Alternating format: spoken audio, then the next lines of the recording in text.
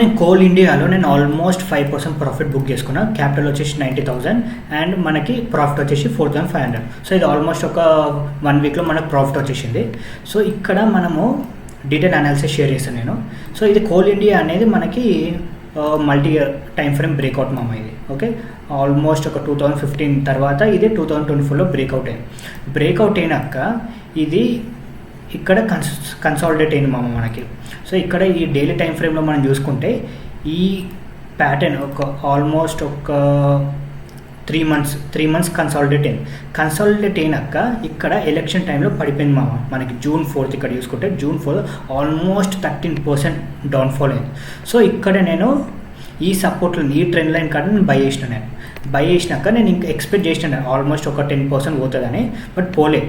ఇక్కడ ఇక్కడికి వచ్చినాక నేను సెల్ చేసుకున్నాను. ఒక 5% ప్రాఫిట్ బుక్ చేసుకున్నాక నేను సెల్ చేసేసిన. ఎందుకు వెయిట్ చేయలేదు అంటే ఇక్కడ ఆల్మోస్ట్ ఒక డౌన్ఫాల్ అయినాక మనకి ఇది ఒక నిఫ్టీ 50 స్టాక్ ఇది. సో ఇది జల్దీ రికవర్ అవుతుంది అనుకున్నాను నేను, బట్ రికవర్ కాలేదు. సో నేను ఇమీడియట్గా ఎగ్జిట్ అయిపోయినా, ప్రాఫిట్ బుక్ చేసేసుకున్నాను నేను అండ్ వేరే స్టాక్లో ఇన్వెస్ట్ చేసిన సింపుల్. ఇది ప్యూర్లీ స్వింగ్ ట్రేడ్